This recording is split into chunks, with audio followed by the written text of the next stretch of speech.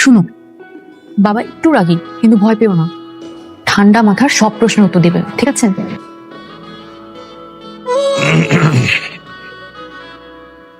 বসো।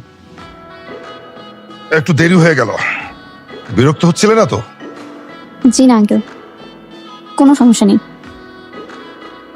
কে উত্তর দিল কে? বাবা তাসিনই উত্তর দিয়েছেন। জি আঙ্কেল, এখানে তো আমরা তিনজনই আছি। এ কেমন মানুষ? মুখে দাড়ি, পরনে ছেলেদের মতো প্যান্ট শার্ট, আর কথা বলছে মেয়েদের মতো। এই এই, তুমি ছেলে না মেয়ে? আঙ্কেল, আমি পরিপূর্ণভাবে একজন ছেলে।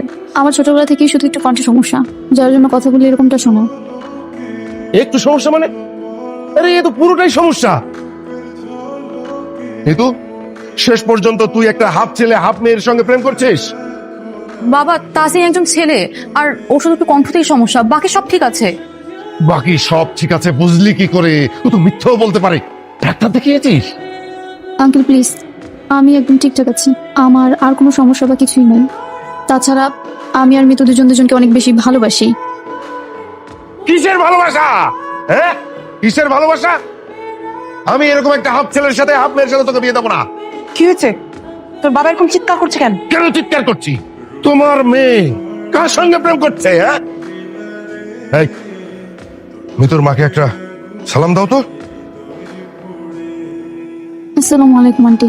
আল্লাহ, কি কেলেঙ্কারি কথা! হ্যাঁ, মানে বুঝলাম না তো।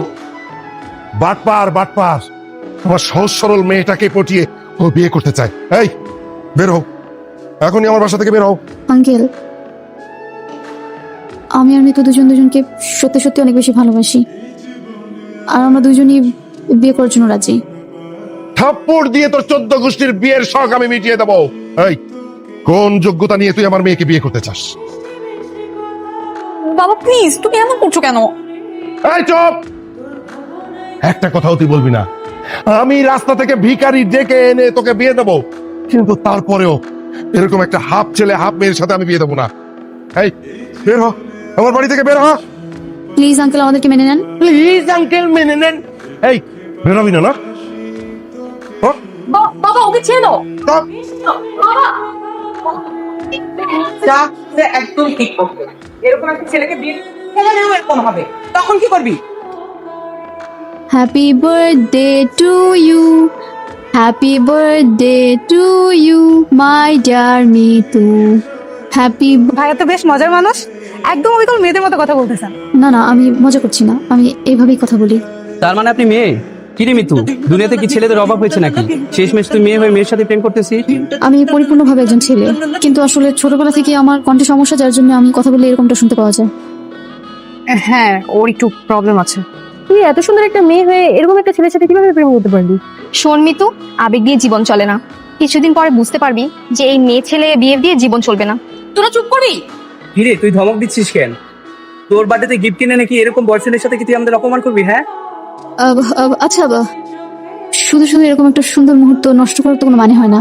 একটা কাজ করো, তোমরা বন্ধুরা মিলে খুব ভালো রকম ভাবে সেলিব্রেট করো। আমি আপাতত আসছি, কিন্তু দেখা তো হচ্ছে। থাকো, হ্যাঁ সবাই এনজয় করো, থাকো। মনে হয় অভিমান করেছে। যেই না ছেলে তার আবার অভিমান। তোরা এই কাজটা না করলেও পারতি। একটা মানুষের সাথে কেউ সরাসরি এভাবে আচরণ করে, আমার ভাবতে লজ্জা লাগছে যে তোরা আমার ফ্রেন্ড। ওরে বাবা, এত দরদ! হ্যাঁ দরদ, কারণ আমি তাসিনকে ভালোবাসি, আর আমার কাছে আমার ভালোবাসা সবচেয়ে দামি। তোরা আজকে এই কাজটা করে একদম ঠিক করিস নাই। তুইও কাজটা ঠিক করতেছিস না। তোর বার্থডেতে এইভাবে ডেকে এনে আমাদের অপমান করার কোনো মানে হয় না। আমার ভালোবাসার মানুষকে যারা অপমান করে, তাদের সাথে আমি এর থেকে ভালো ব্যবহার করতেও পারি না। সর্বনাশ হয়ে গেছে, আমার সব শেষ। আমার মরা ছাড়া আর কোনো গতি নাই। কি হয়েছে মা, তুমি এমন করতেছো কেন? তোর বাবা প্রেম করতেছে। আগে আমি সন্দেহ করতাম, আজকে আমি নিজে কানে শুনেছি এবং নিজে দাঁড়িয়ে থেকে দেখে এসেছি। চল তাড়াতাড়ি চল, তুই দেখবি। আয় আয় আয় আয়। কি বলো? চলো তো দেখি। সোনা পাখি আমার, কালকে তোমার জন্য আমি একটা শাড়ি গিফট পাঠাচ্ছি। ওটা হাতে পেলেই দেখবি যে মন ভালো হয়ে যাবে। ওকে, লাভ ইউ, বাই। এই, কি ব্যাপার? তোমরা এখানে কেন? বাবা, তুমি কার সঙ্গে কথা বলছিলে? আর মাকে রেখে তুমি কোন মহিলার সাথে বাইরে প্রেম করছো? আরে না, কি বলিস? যা, কারোর সঙ্গে না।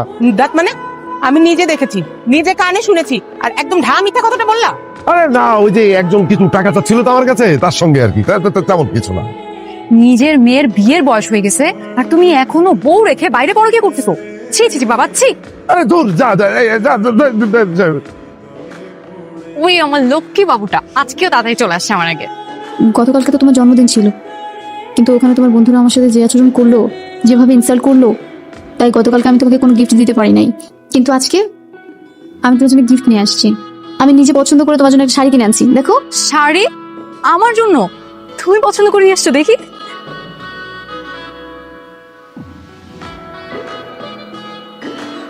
এই শাড়ি তুমি কোথায় পেয়েছো? আমি নিজে তোমার জন্য পছন্দ করে কিনে নিয়ে আসছি। তোমার পছন্দ হয় নাই? তাসিন, এই শাড়ি তুমি কোত্থেকে পেয়েছো? সত্যি বলতেছি, আমি নিজে কিনে নিয়ে আসছি। তোমার পছন্দ হয় নাই? দেখো শাড়িটা কিন্তু অনেক সুন্দর। তাসিন, আমি জানি তুমি এই শাড়িটা কিনো নাই, তো কোত্থেকে নিয়ে আসছো সত্যিটাই বলো। একটা বয়স্ক লোক, যার কিনা বউ বাচ্চা সবই আছে, সে আমার সাথে ওভার দ্য ফোন কলে কথা বলে, আর আমার কণ্ঠের জন্য ভাবে আমি একটা মেয়ে। আর উনি আমাকে ফোনে কথা বলতে বলতে এতদূর পর্যন্ত এগিয়ে আসছে যে একটা শাড়ি আমার কাছে গিফট করে কুরিয়ারে পাঠিয়েছে। তো আমি এটা দিয়ে কি করতাম? আমি তার জন্য ভাবলাম শাড়িটা তোমাকে দেই, তুমি খুশি হয়ে যাবা। ফোন করো। মানে? মানে ফোন করো তোমার ওই সুগার ড্যাডিকে, আর ফোন করে বলো দেখা করবে। তাহলে তো উনি বুঝে যাবে। যেটা বলছি সেটা করো, এখনই ফোন দিয়ে বলো লিপারে দেখা করতে। হ্যালো জান, কি করছো তুমি? তোমার জন্য যে শাড়িটা পাঠিয়েছি পছন্দ হয়েছে? হ্যাঁ জান, খুব পছন্দ। হ্যাঁ, পছন্দ হয়েছে। আচ্ছা, তুমি কি আমার সাথে আজকে দেখা করতে পারবা? অবশ্যই পারবো, অবশ্যই পারবো। হ্যাঁ, শোনো, তোমার সঙ্গে দেখা করার জন্য আমি তো চাতক পাখির মতো অপেক্ষা করছি। কোথায় আসতে হবে বলো না? আচ্ছা, তাহলে তুমি একটা কাজ করো, লেকের বাড়ি চলে আসো, ওখানে তোমার সাথে আমি দেখা করি। আসছি, আমি আসছি।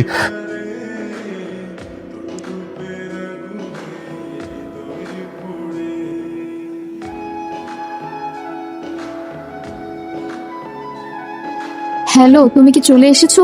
আমি তো পার্কে এসে গেছি। আমিও তো পার্কের ভেতরেই। তাই শোনো, আমি একটা কোট পরা, হ্যাঁ, তারপরে হলুদ জামা, হাতে ফুল। উনি? আচ্ছা, তোমার কি ডান হাতে ফোন বাম হাতে ফুল? হ্যাঁ হ্যাঁ হ্যাঁ, তোমার বাম হাতে ফুল, ডান হাতে মোবাইল।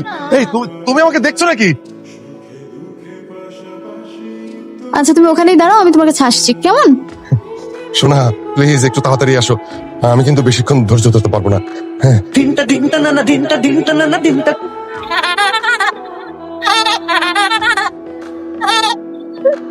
এই মিতু, তুই আবার এই ছেলের সঙ্গে ঘুরে বেড়াচ্ছিস? আমি নিষেধ করেছি না তোকে? আমার কথা বাদ দাও, তুমি এখানে কি করছো সেটা বলো। নিশ্চয়ই যে মেয়েটার সাথে ফোনে কথা বলতে, সেই মেয়েটার সাথে দেখা করতে আসছো। মিতু, আমি সরি, আমি আসলে বুঝতে পারিনি যে যার সাথে আমি এতদিন ফোনে কথা বলেছি সে তোমার বাবা। এই, মানে কি? মানে বুঝতে পারছো না তাই না? যে মেয়েটার সাথে এতদিন ফোনে পরকীয়া করতে, সেই মেয়েটা আর কেউ না, আমার বয়ফ্রেন্ড তাসিন। কি?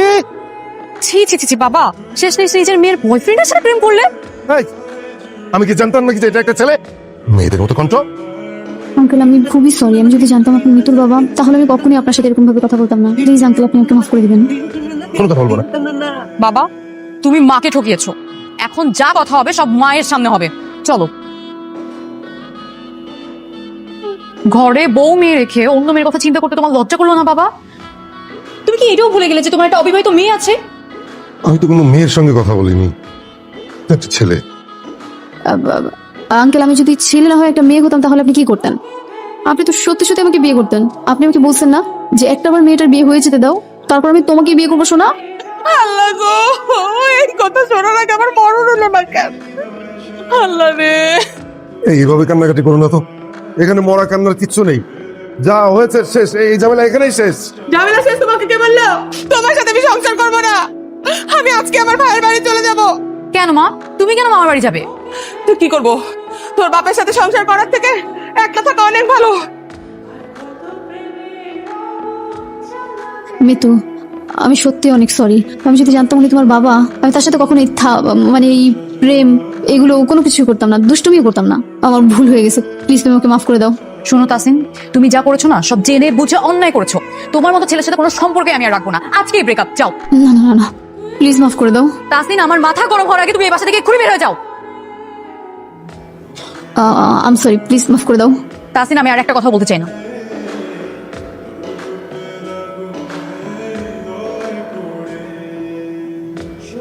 আমি সরকারি চাকরি পেয়ে গেছি। ঠিক আছে, তাহলে কাল আসো। আচ্ছা ঠিক আছে। মিতু, তুই কি সারা জীবন ওর সঙ্গে থাকতে পারবি? ভেবে বলবি কিন্তু। পারবো বাবা। আঙ্কেল, আমি আমার সর্বোচ্চটা দিয়ে মিতুকে সবসময় ভালো রাখার চেষ্টা করব। ঠিক আছে, মিতুর মা তো রাগ করে চলে গেছে। এখন আমি যদি তোমাদেরকে না মেনে নিই, তাহলে মিতুও তো রাগ করে চলে যাবে। তখন তো আমি আরো একা হয়ে যাব। আঙ্কেল, আপনি যদি বলেন, আমি আর মিতু আন্টিকে ফিরে নিয়ে আসার ব্যবস্থা করব। হ্যাঁ বাবা, আমরা দুজন গিয়ে যদি মাকে আনার চেষ্টা করি, মা না এসে থাকতেই পারবে না। কিন্তু তোমাকে একটা কথা দিতে হবে, তুমি আর কখনো ভুলেও কোনো মেয়ে মানুষের সাথে কথা বলবে না। বারে, আমি তোকে কথা দিচ্ছি এমনটা আর হবে না। কিন্তু তোরা দুজন মিলে তোর মাকে ফিরিয়ে আন। আঙ্কেল, তাহলে কি আপনি এই বিয়েতে রাজি? না হয় তো কোনো উপায় নেই। তোমাদের মিতু, মিতু, এই মিতু, কই তুমি? আরে কি হলো? এই তো আমি না বুঝলাম না, আমি প্রতিদিনই যখন অফিসে যাওয়ার জন্য বের হবো দেখি তুমি নাই। কই হারা যাও বলো তো? আরে বাবা, আমি রান্না করছিলাম, আর এমন ভাবে টাকাটাকি করছো মনে হচ্ছে পালিয়ে যাচ্ছি। আর তোমার সংসারেই তো কাজ করছি। সংসার সামলাচ্ছ, এখন এই অবস্থা। একটা বাচ্চা কাচ্চা হলো তো তোমাকে আর আমি খুঁজেই পাবো না, বলবো আমাকেই চিনো না। তোমাকে ভালোবাসার এই মোহ আমার আমৃত্যু একটুও কমবে না। আমি সেটা জানি, তার জন্য তো আল্লাহর কাছে লাখ কোটি শুকরিয়া আদায় করি যে তোমার মতো একজন মানুষ আমার জীবন আল্লাহ জীবন সঙ্গী হিসেবে পাঠিয়েছেন। ও হচ্ছে আমার রান্না পড়ে গেল, যাও অফিসে যাও তাড়াতাড়ি। বুঝছি তো, আমাকে তাড়াতাড়ি বের করে দিতে পারলে তুমি বাঁচো, আর তো কিছু দরকার নেই। ঠিক আছে, চলে যাচ্ছি। তুমি না তোমার এই কণ্ঠ ঠিক হওয়ার পর থেকে অতিরিক্ত পটর পটর করো, আর যদি বেশি পটর পটর করো না, আমি আমার ডক্টর আঙ্কেলকে বলে আবার আগের মতো করে দিব। আল্লাহ মাফ চাই, ওই আগের জীবনে আমি ফিরে যেতে চাই না। একমাত্র আমি জানি আমার কণ্ঠের ওই সমস্যাটা যখন ছিল তখন আমি কত কিছু ফেস করেছি। এই সমাজের মানুষগুলো আমার সাথে ঠিকঠাক মতো কথা পর্যন্ত বলতো না, কেউ বন্ধুত্ব করতে আসতো না, কত কিছু না ফেস করেছি। ইভেন আমার কাছে এটা মনে হয় এই সমাজে আমার মতো যে সকল ছেলেগুলো আছে যাদের এরকম কণ্ঠের সমস্যা, তারা কতটাই না অসহায়। ঠিক বলেছো। শুধু তাই নয়, যারা এই প্রবলেমটা ফেস করে না, তাদের আশেপাশের আপনজন মানুষগুলোও ঠিক এই সমস্যার মধ্যে দিয়েই যায়। আচ্ছা, বাদ দাও ওসব কথা। ভাবছি কি আজকের অফিসে না যাই, তোমার সাথেই থাকি। তাই না?